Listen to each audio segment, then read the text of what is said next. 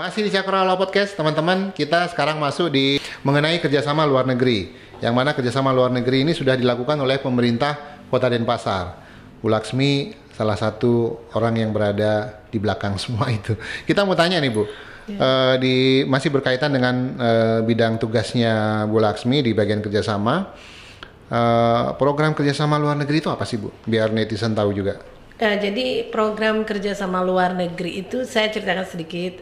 Di Bali itu hanya Kota Denpasar memiliki bagian kerjasama. Oh, oke. Di kabupaten lain dia masuk ke bagian POM-nya ya. Tapi ada sub bagian kerjasama. Itu bagian kerjasama berdiri kalau tidak salah tahun 2012. Dan saya baru di sana 2019. 2019, ya. Oke. 2019 itu ketika di bagian kerjasama itu Kota Denpasar sudah mengikuti beberapa event internasional, yaitu menjadi anggota OWHC, Organization World Heritage City. Karena Kota Denpasar adalah kota heritage, kota yang memiliki warisan budaya. Warisan budaya itu bukan saja berupa buildings, tapi tangible and non-tangible. Kalau tangible itu yang gedung, seperti pura-pura, non-tangible itu seninya. Kulinernya pun masuk. Kemudian adat istiadat, customs-nya itu masuk, itu culture-nya budaya ya. Kemudian makanannya pun masuk ya, makanya kita menggunakan seminar Kaliadrem kemarin untuk membangkitkan heritage itu. Karena kemudian OWHC itu 2017 itu masuk pada Asia Pasifik, kemudian Euro Asia masuk, lalu di Central OWHC-nya kan kantornya di Quebec. Kemudian kita mengikuti conference Denpasar 2 kali menjadi host tuan rumah, itu 2017 dan 2019. Di 2019 itu tuan rumahnya di Sanur, di salah satu hotel berbintang, dan kita berkesempatan membawa mereka ke tempat-tempat yang memang memiliki heritage, yaitu di Pasar Badung itu ada heritage-nya, dan banyak hal kita berbicara di OWHC sampai pada COVID-19 ini. Bagaimana sih prokes di tempat-tempat bersejarah itu, sampai kami ditanyakan bagaimana pemerintah kota di dalam memprotection seperti di Pura, dan kita perlihatkan di Jagatnata para pemangku menggunakan masker, kemudian para pemedek juga itu juga menggunakan masker, dan dibatasi orang untuk bahkan menyediakan tempat cuci tangan. Itu kemudian bagaimana pemerintah bisa melindungi dari climate change. Climate change itu adalah perubahan cuaca, tapi bukan cuaca iklim itu hujan angin itu bukan, tapi urban people pun masuk. Apakah heritage ini sudah masuk pada spatial planning seperti rencana tata ruang? Nah itu yang kita bicarakan di sana, bahwa itu sudah masuk. Makanya kita sangat urban people pun menjadi points pada pembahasan climate change. Dengan banyaknya penduduk pendatang menyebabkan beberapa ruas-ruas yang menjadi heritage kita menjadi penuh, padat penduduk, kemudian membuang sampah sembarangan. Jadinya sungai-sungai yang bersih itu OWHC kita berbicara. Dari yang Ibu jelaskan itu, feedback yang didapatkan Kota Denpasar apa Bu dari kerjasama itu? Kerjasama itu kita belajar kalau di luar negeri seperti ini. Contoh di Krakow, ternyata mereka kota kecil tetap dengan penduduknya tidak terlalu padat, tetapi mereka bisa memiliki storytelling yang luar biasa. Itulah promosi itu terjadi. Dari storytelling ini sebelum pandemik ya.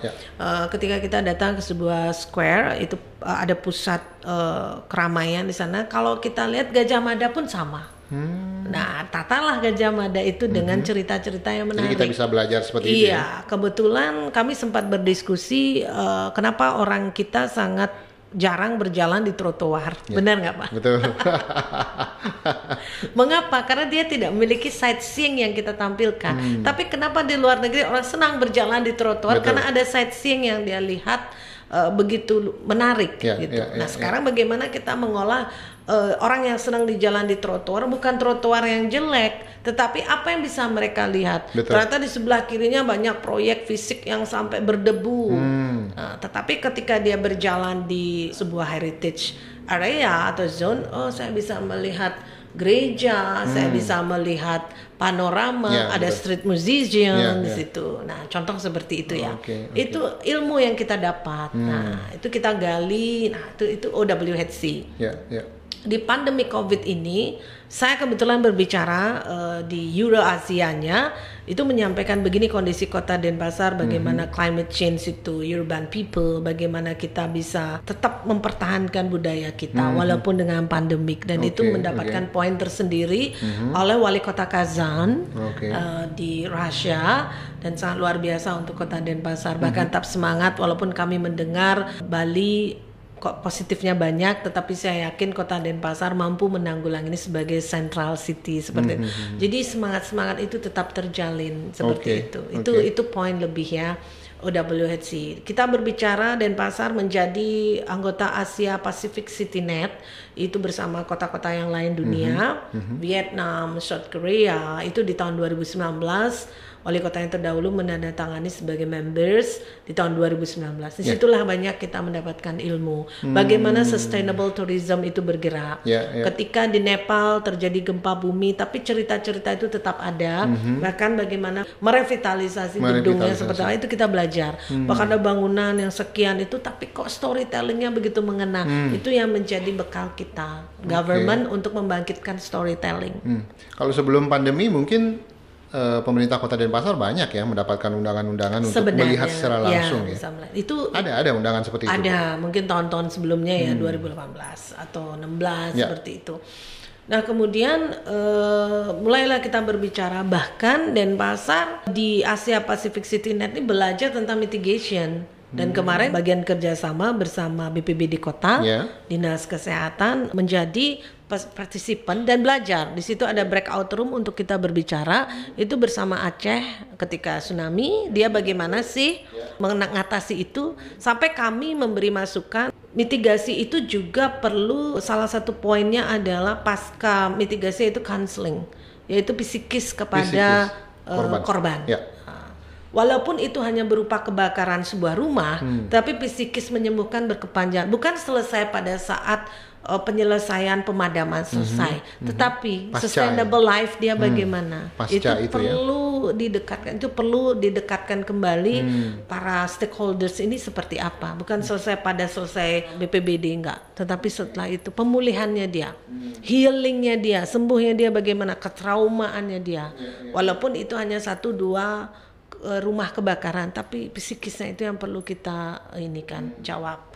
Kemudian kita belajar tentang wabah di sana, oleh bagaimana sih CityNet mengedepankan bagaimana mereka tanggap bencana wabah seperti itu. Banyak ilmu yang kita dapat. Nah, kemudian kita berbicara dalam climate change, yang saya bilang urban people tadi, itu masuk pada kategori. Kalau di negara-negara lain mungkin es sudah mulai tidak bagus, sudah es cube-nya seperti apa atau apa. Tapi kita Indonesia tidak memiliki es, dan Denpasar nggak memiliki climate change, tapi kita punya urban people. Nah, mulailah spatial planning itu harus masuk, heritage-nya harus dikedepankan. Jadi tidak meninggalkan sejarah heritage itu untuk generasi berikutnya seperti itu. Kerjasama luar negeri itu lebih banyak dilakukan melalui online ya? Ya, kalau kemarin kita mungkin visited, seperti ke Brighton, kita banyak berbicara untuk jaringan luar negeri. Karena kalau melakukan MOU itu kan ada tata cara kerjasama peraturan pemerintahnya sudah ada yang nomor 28 tahun 2018, kemudian Permendagri 25 tahun 2020 sudah diatur oleh Kemdagri. Jadi kalau mau melakukan MOU itu benar-benar apa sih targetnya, outcome-nya seperti apa. Tidak hanya sekedar tanda tangan letter of intent. Letter of intent itu kan baru pra-injits, baru senang-senangan lah. MOU-nya yang menikahkan ini. Dan itu what next tercatat di Kemlu kita. Jadi setiap tahun kami bagian kerjasama mewakili government harus melaporkan apa yang menjadi tindak lanjut kami. Jadi tidak hanya sekedar LOI selesai, ini loh celebration pada berita, ini loh Denpasar, enggak. Itu harus di action plan-nya harus ada. 5 tahun pertama apa? Nah, contoh kemarin Muscle Buy kita terus masih online dulu, masih kita mendekatkan council to councils, yaitu chamber to chambernya, kadin dan kadinnya, karena pemerintah hanya mengawasi seperti itu, tapi memfasilitasi tetap. Nah, bahkan Marshall Bay mau memperpanjang MOU ini. Marshall Bay itu di mana? Di Afrika Selatan. Afrika Selatan. Okay. Karena dia ingin belajar tentang UMKM kita, kita belajar tentang tourismnya, karena pantainya sama. Kan kalau sister city itu harus kesamaan kota.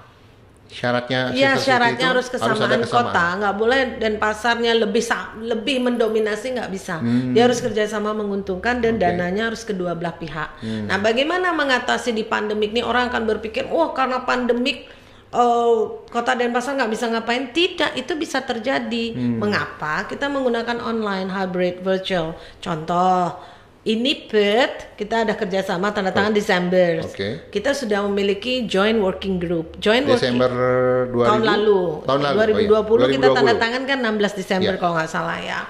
Kemudian 16 Desember kita udah langsung membentuk joint working group. Itu terdiri dari officer related, yaitu departemen-departemen yang bersamaan seperti Dinas Pariwisata, Bapeda, Disperindak, Kominfo, yang mana ruang lingkupnya adalah tentang ekonomi kreatif, digital technology. Kita berdiskusi, tapi ada stakeholders yang lain, kumpul ya, itu ikut, kemudian difasilitasi oleh para konsulat jenderal, konsulat jenderal yang ada di Perth dan konsulat jenderal Australia di Bali. Apa feedback yang Ibu dapatkan dari? Feedbacknya luar biasa. September ini kita akan melakukan webinar tentang festival animations untuk building skill technology, itu vocational school. Kebetulan di Denpasar banyak nih SMK yang berkiblat di animation, dan juga anak-anak siswa ada senang animasi kan. Dan animasi ini jangan hanya berkiblat pada luar negeri ya, kita kan bisa membuat animasi storytelling kita, seperti apa nih, cerita rakyat lah. Yang paling benar kan fables, kita harus diangkat nih. Perang Puputan, legenda, atau apa. Dan itu sejarah harus dibuatin 2 bahasa. Dan kebetulan di Perth kita belajar banyak. Itu ada startup kita yang digital technology itu di session ketiga. Kita ada 8 session sebenarnya. Session pertama kita nih yang minta, yang merancang bagian kerjasama bersama Joint Working Group yang diketuai oleh Bapak Kepala Bapeda, itu untuk mengangkat animasi, karena salah satunya industri kreatif kita di animation untuk melahirkan startup. Jadi startup itu bukan di kuliner aja, di kerajinan, tapi di digital technology. Kita harus berpikir futuristik, tapi kita tidak boleh meninggalkan apa yang menjadi sebenarnya kita kaya, Indonesia itu kaya, Bali kaya dengan sejarah adat budaya, itulah yang diangkat. Itulah yang diceritakan kita punya identity yang bagus, tidak meninggalkan apa menjadi budaya, itulah yang diangkat. Apakah didigitalkan di makanan. Nah, makanya saya bilang tadi tangible and non-tangible, tangible dan untangible. Itu yang harus kita sadur bersama. Makanya anak-anak atau siapapun, dari memikirkan pemberitaan hoax, menulis sesuatu yang tidak, lebih baik kita menulis storytelling yang memang bermanfaat. Jadi beneficiary-nya itu ada. Nah, anak-anak sekolah mungkin sekarang nggak bisa ke pasar, tapi pasar rakyat itu ada traditional manner. Mengapa Bapak Presiden selalu ngomong 3 hal yang tidak bisa ditinggalkan? Manajemen fisik pasar, saya kembalikan itu. Kemudian SDM pasar. Tapi ada social culture di Indonesia yang pasarnya hanya bisa tawar-menawar. Yang kalau di luar negeri kan udah fixed price nih, kita udah bosan 17.000 ya baca 17.000. Tapi kalau menawar cuma 1.000, nah itu di digitalisasi, itu dibuatkan animation, itu nilainya lebih gitu loh maksudnya. Kita harus mulai berpikir futuristik. Itulah peran dari bagian kerjasama sebenarnya. Dan tanggal 12 Agustus kami harus mempresentasikan itu di depan para government Perth. Itu tantangan berat, dan itu kapan sudah itu, Bu? 12 Agustus besok jam 11. Sudah disiapkan materinya? Sudah, dari joint working group kita sudah online. Ini yang menunggu yang Perth. Nah, yang Darwin menunggu karena sudah LOI, jadi harus keputusan DPRD. Mas Wadi harus memutuskan berani itu. Karena syaratnya untuk menjadi MOU harus ada keputusan dari DPRD Kota Denpasar untuk melanjutkan, dan action plan-nya kalau untuk Darwin sendiri itu programnya apa? Kalau Darwin kemarin yang jelas ekonomi kreatif, sumber daya manusia itu adalah pelatihan dan juga pengiriman tenaga kerja. Kebetulan Darwin pengiriman tenaga kerja. Ya, Darwin menyiapkan 5.000. Mengapa? Darwin dan Denpasar itu 2 jam. Dan tidak ada bedanya dan paling dekat dibanding yang lain. Kita ke Brisbane harus transit ke Sydney kan. Kita ke Perth juga, apalagi jaraknya sama, dan mereka bilang Denpasar is my second city. Itu wali kotanya kan mungkin waktu online cerita. Dan karena pandemi mereka harus lockdown sementara, tapi sudah buka kembali. Tetapi saya garis bawahi tadi itu bahwa ada target pengiriman tenaga kerja. Ya, rencana 5.000. Makanya kami melakukan rapat yang dipimpin oleh Pak PJ Sekda itu untuk setiap OPD yang menangani kerjasama ini, selain bagian kerjasama hanya meliding. OPD-OPD tersebut memiliki kerangka acuan kerja. Di tahun pertama apa sih yang diperlukan? Nah itu yang kita fasilitasi. Oke, secara bahasa mungkin berkurang, kita susah, tapi kita tetap memfasilitasi dan itu tidak ditinggalkan oleh konsulat jenderal. Masing-masing konsulat jenderal wajib mengawal letter of intent atau menjadi memorandum of understandings. Bahkan dengan adanya kerjasama ini seperti sebuah family city, jadi tidak bekerja secara formal, tapi informal kita berbagi share. Denpasar gimana COVID-nya di situ. Bahkan karena kerjasama ini menyebabkan contoh di Mossel Bay, beberapa ekspatriatnya tidak bisa pulang ke Mossel Bay. Kami bagian kerjasama yang mengatasi peristiwa itu. Jadi yang tadinya di Kuta kan nggak bisa pulang nih Pak, karena Laksmi, mereka kebetulan menterinya, Menteri Pertaniannya, Mr. Ivan Mayer adalah yang di Cape Town, langsung menghubungi saya, Laksmi tolong kamu handle warga saya. Ya, kita handle. Nah, termasuk juga kemarin saya lihat ada kegiatan membantu vaksinasi untuk ekspatriat yang dilakukan ya. Jadi seperti itu sampai kita membantu ketika mereka ada problem untuk kepulangan mereka. Jadi itu sinergitas bagian kerja selamanya dengan mungkin Ngurah Rai, Angkasa Pura. Jadi tolong dibantu ya sampai memindahkan hotel pun. Karena itu bentuk. Jadi mereka udah menganggap saya punya keluarga di Denpasar gitu. Jadi begitu anggapan mereka. Luar biasa ya. Jadi itu tolong dibantu ya. Nah, seperti itu. Ya, seperti itulah jadi kenyataannya jadinya. Yang tadinya secara administrasi ya, oh tidak, ini sekarang nggak bisa. Kemudian anggota dewan mereka sebelum pandemi datang nih. Itu pasti menghubungi kita karena dia udah menganggap kalau Sister City itu ini yang Mossel Bay, you are my family. Jadi dia udah ada yang dihubungi di sini. Sudah keluarga saya ada di situ gitu loh. Jadi ya saya harus standby untuk saya bantu memindahkan hotel karena setelah itu bagaimana saya pulang. Nah, seperti itu. Ya sampai kita berkomunikasi dengan imigrasi juga. Ya tentunya harapan kita juga kerjasama yang kita jalin dengan beberapa negara di luar negeri itu juga bermanfaat bagi warga kita yang ada di situ, Bu ya. Ya mungkin kelihatannya UPAD-nya datang nggak juga karena itu networking. Kalau berbicara networking hasilnya mungkin setahun lagi, 2 tahun lagi. Dan tadi Bapak ada menyinggung ekspatriat ya, vaksin itu bagian kerjasama yang memfasilitasi vaksinasi untuk para ekspatriat. Jadi lewat konsulat jenderalnya dan ini masih berjalan. Masih berjalan karena kami berpikir orang ekspatriat ini melakukan bisnisnya kan memang di kota. Jadi mereka pun harus health, harus sehat. Tidak lokal people saja berpikir sehat, tetapi kita sehat dia belum sama aja. Jadi penyebarannya inilah yang saya bilang saling peduli ya. Together we care. Kalau kami di bagian kerjasama ada tagline Together we care. Simbol kami saling berpelukan. Walaupun itu dilarang di pandemi, tapi itu simbol buat kami. Jadi kita saling peduli dan itu setiap ada edaran pemerintah kita kirim ke konsulatnya supaya konsulatnya bisa menyampaikan ke ekspatriatnya bahwa ada PPKM dan itu ternyata yang seperti konsulat jenderal Jepang sampai ke Tokyo.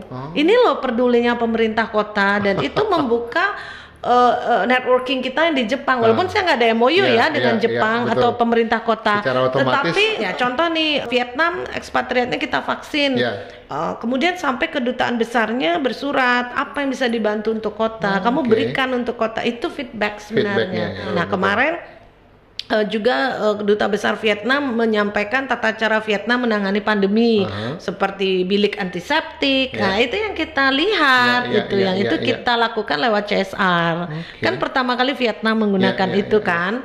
Udah itu kita terapkan gimana. Terus saya terus berkomunikasi dengan Pak Dubes. Dan Pak Dubes betul-betul gimana kabar Denpasar, bagaimana. Nah, sampai ke Duta Besar Inggris Mr. Owen Jenkins juga langsung virtual. Gimana Denpasar, investasi apa yang bisa ditanamkan sampai seperti itu. Itu penting sekali. Tadi ada beberapa hal yang bisa saya garis bawahi dengan bagusnya komunikasi kita bersama luar negeri, peluang pengiriman tenaga kerja, mengadopsi teknologi, ekonomi kreatif, kemudian saling membantu seperti yang tadi itu sangat terbuka ya. Tadi sudah ditawarkan apa yang bisa saya lakukan, itu bahasanya menarik sekali. Iya, apa yang bisa ditawarkan. Apa yang bisa saya bantu? Dan itu mereka langsung virtual dengan Pak Wali Kota yang langsung saat itu kita hadapi pandemi bersama, harus strong together lah itu.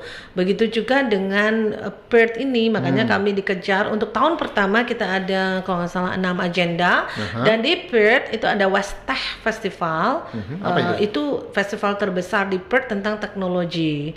Jadi itu diberikan kesempatan Kota Denpasar ikut di dalam Westech dan kita punya Denpasar Festival. Jadi saling tapi ini secara virtual. Secara virtual, oke.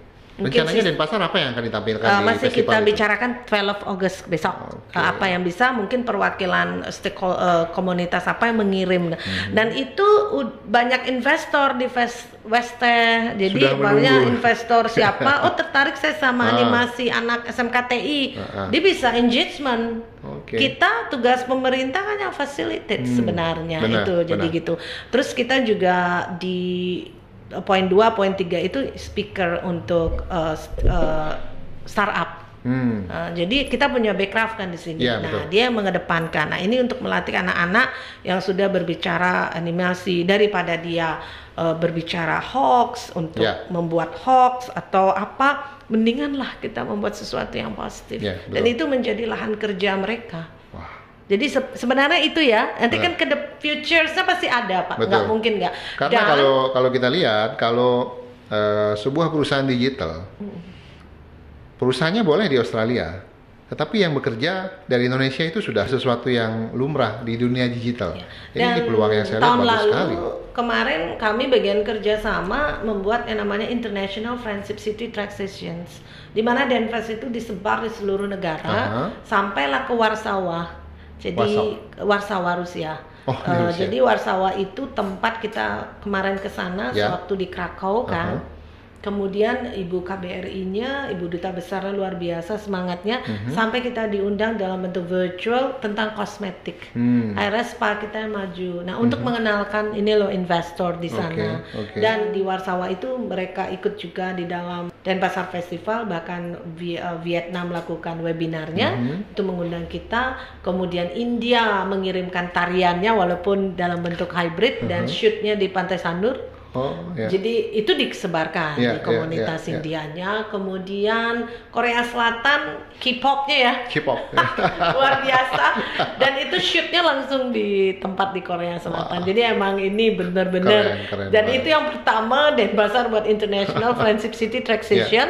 Selain penandatangan MOU juga launching Mossel Bay Room. Karena saya lupa menyampaikan, karena Denpasar sudah dibuatkan jalan oleh pemerintah Mossel Bay dengan nama Jalan Denpasar. Iya, di Mossel Bay. Luar biasa, ya? Dan sudah ada ruangan, jadi salah satu ruangan pertemuan di Mossel Bay, Denpasar Room namanya. Denpasar Room. Iya, dan kita punya ruangannya Mossel Bay Room. Di sini ada yang juga. Yang di Alaya. Terima kasih Bu Laksmi sudah berbagi cerita dengan kami di sini di Cakrawala Podcast.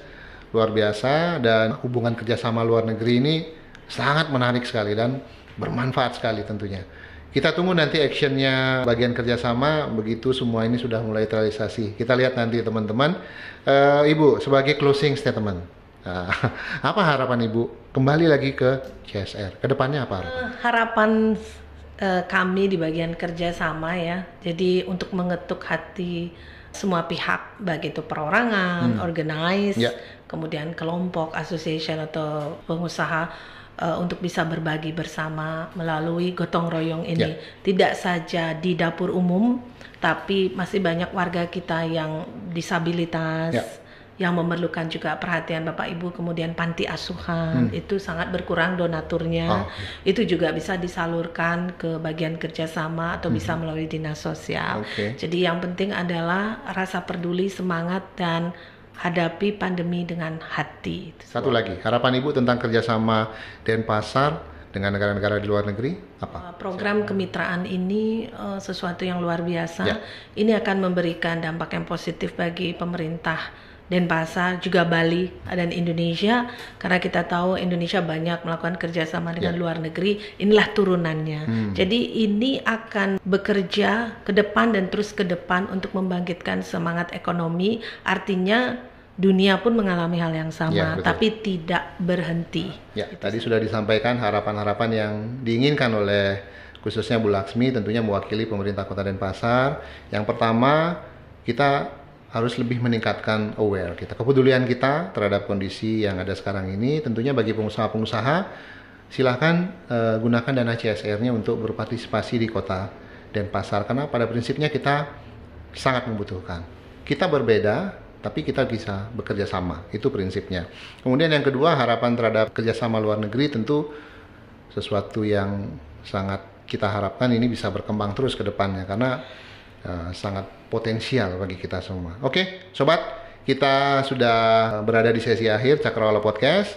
Terima kasih Bu Laksmi sudah hadir, sudah sharing banyak hal ke Cakrawala. Teman-teman tentu akan menonton nanti, dan jangan lupa kita akan ketemu lagi di episode berikutnya dengan narasumber yang tentunya keren-keren dan pasti informasi yang kita bagikan bermanfaat. Sampai jumpa lagi di Cakrawala Podcast, tempat kita ngobrolin apa aja, karena apa aja bisa kita obrolin. Thank you.